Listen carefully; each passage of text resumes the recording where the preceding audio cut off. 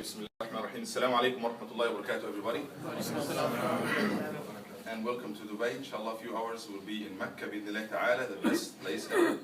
We'll go to Jeddah and then Mecca, inshallah, for Umrah. We don't want to lose any time because we have to go to the airport as soon as we can. A lot of things are expected, so we need to be there. And we can have enough time for any unexpected things, inshallah. So it's so important to go over the manasik, the actions of Umrah, inshallah ta'ala, so everybody will be will know what we are doing. As you know, Hajj and Umrah it's not like prayers, it's not like other things that we are used to. It has a lot of rituals and actions and going from place to place. But inshallah, Umrah should get you to the mode. Umrah is not complicated, it's just 4 things that we will explain quickly that are the essentials of Umrah, inshallah ta'ala. Let's first start by praising Allah subhanahu wa ta'ala and sending the best of peace and blessings to our Prophet Muhammad sallallahu alayhi wa sallam. And first of all, we need to really get to the mode of Hajj. What is the mode of Hajj? The mode of Hajj is Allah subhanahu wa ta'ala simply explained in the Quran. Alaykum as-salam. فَمَنْ فَرَضَ فِيهِنَّ الْحَجَّ فَلَا رَفَثَ وَلَا فُسُوقَ وَلَا جِدَالَ فِي الْحَجِّ.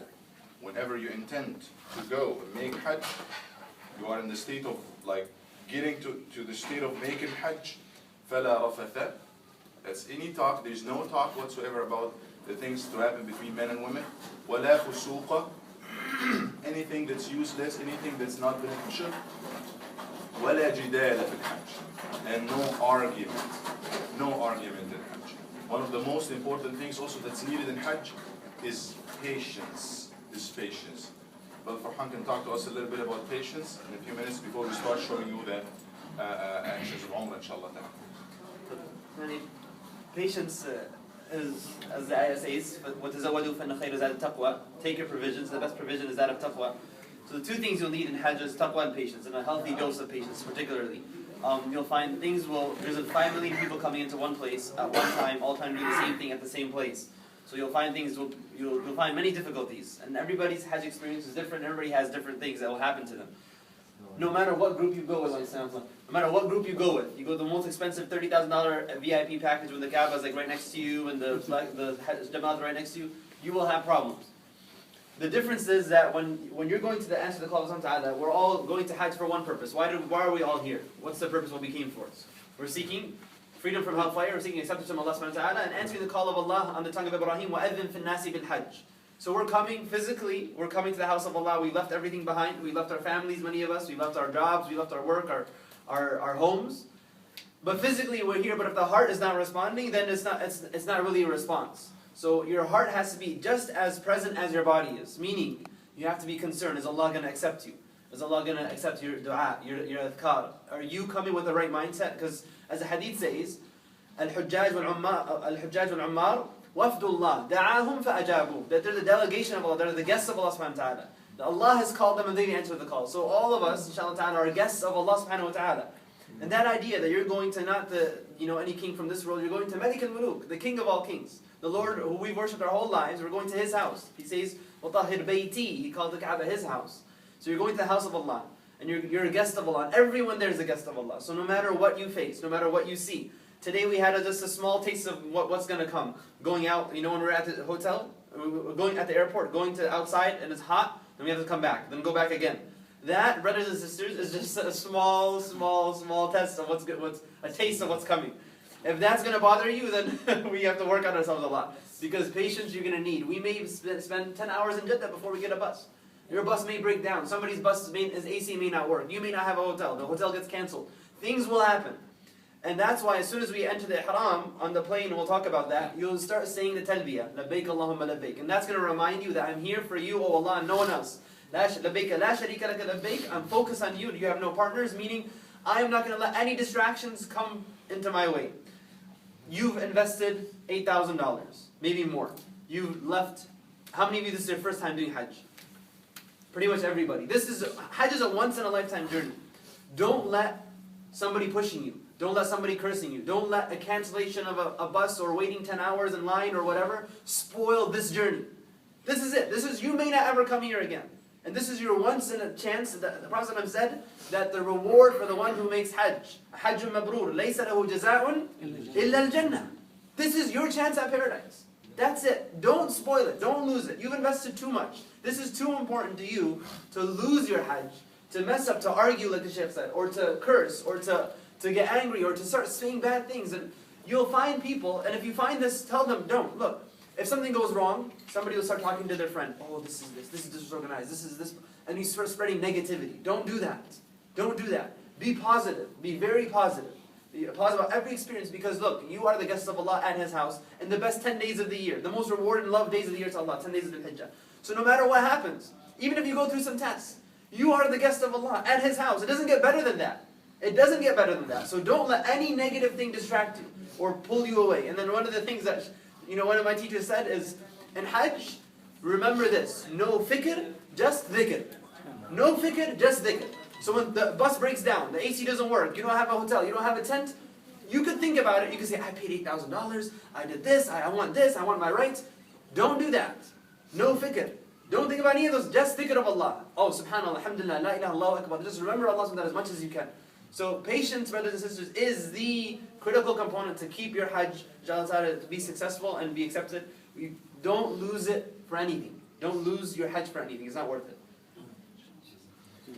Inshallah, we'll talk about the spirituality of Hajj. We'll have, enough time to talk about this, inshallah, in front of the Kaaba in there, in the hotel. But now we really need to take advantage of every single second to go over the actions of Umrah, inshallah ta'ala. But that's so important, because what we experienced yesterday, maybe it's going to be, hopefully it's not going to be worse, inshallah, in Jeddah. But just having in mind that that's the official announcements or official records, 5 million Hujjaj, people coming from all directions of the world at the same time to the same place. Many things are expected. How to do Umrah? Remember 4 things. 4 things are essential. You can write down, you can do everything, but the most important thing right now is to remember them. It's not hard, not difficult at all. Feel free, Dr. Farhan, myself will be helping you all through, inshallah ta'ala, but feel free to stop us and ask questions. Make sure you understand what we're saying and you know what it is exactly.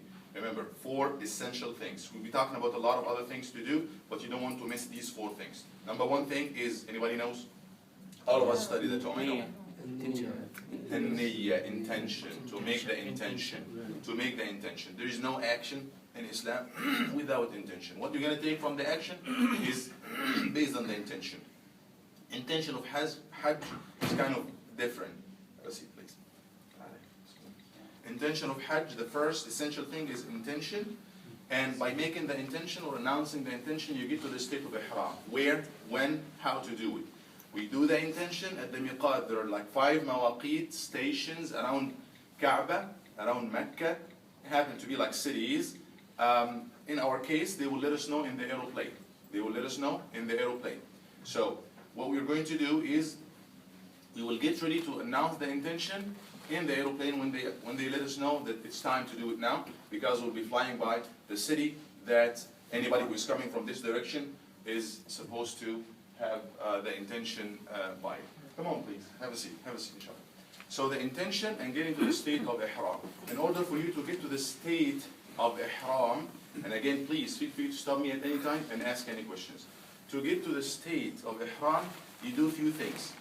Now we're talking about the first of the 4 essential things of Umrah. We're talking about what?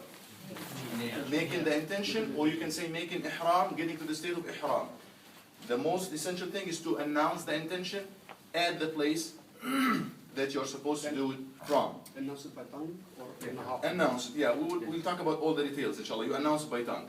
But how to announce it, and you have certain circumstances around it, that's what we're talking about. They are not like as essential as the intention itself, but it doesn't mean they are not important, no. So you're supposed, for men, to wear the ihram, and we will show you right now how to put on the ihram. For men, you have to take off all the clothes. You're going to do this in your room before we go, because in the aeroplane, it's the bathroom is very Limited. tiny and limited space and so on. So we will do this in here, but you're not gonna do the intention in here. When and where are we going to do the intention? Help me. At the airplane. So, as you are in here, you are not in the state of ihram yet. You're just getting ready for it. Getting ready for announcing, getting to the state of ihram or announcing the niyyah. For men, you have to take off all your clothes, including the underwear. Some people ask this question. You have to take them off. And believe me, it's going to be very safe. We will teach you how to cover. It's just like two pieces, two sheets, the lower part, the upper part. And it's going to remind you as you are doing this, it's Hajj. One of the most important things of Hajj is it connects the different dimension, the spiritual dimension, the physical dimension. So the physical dimension is taking off your clothes and wearing these two simple things out of humility and so on. The spiritual dimension is you remember. Does it remind you with anything? That's what you're going to be exactly in when they would wrap you with like 3 sheets or so in the coffin, in the shrouds, and you remember it. So for men, they will be doing that in preparation for ihram. You can help me, Dr. Farhan. You take a shower, okay? You clean your body, taking off, removing the body hair that's before. You can do all of that in here, and we will give you only like 30 to 45 minutes to do that because we have to move as soon as possible, inshallah.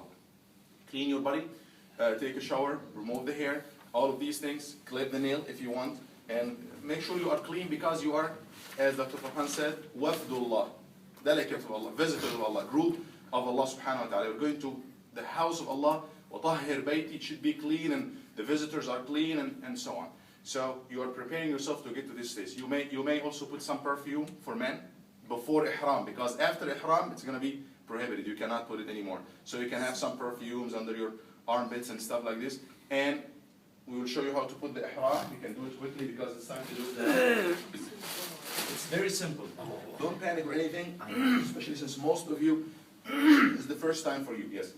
Oh, the sisters, are they going to wear any parfum? No, if sisters, you just go regular clothes. Many prefer the white clothes. That's fine to have it white. The only thing that sisters cannot do, we have certain things that sisters and brothers share, like they cannot do in the state of ihram. And we'll talk about this in just a minute. We will teach you for men how to get to the state of ihram, and then after you put it on, after you announce the intention, and sisters also, after you announce the intention, there will be a few things that we'll talk about that you cannot do, male or female. But let's just follow along as we are going. No perfume.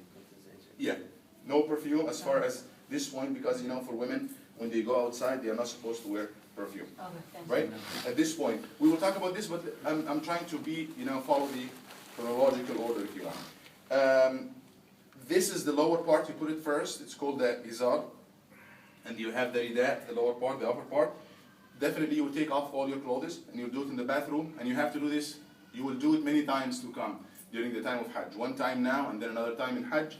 And you can also take it off to take a shower or something when you reach there to the hotel or at the time of Hajj or so on. That's fine. You can take it off, you can wash it and stuff. So you have to learn how to put it on because you will need to do this.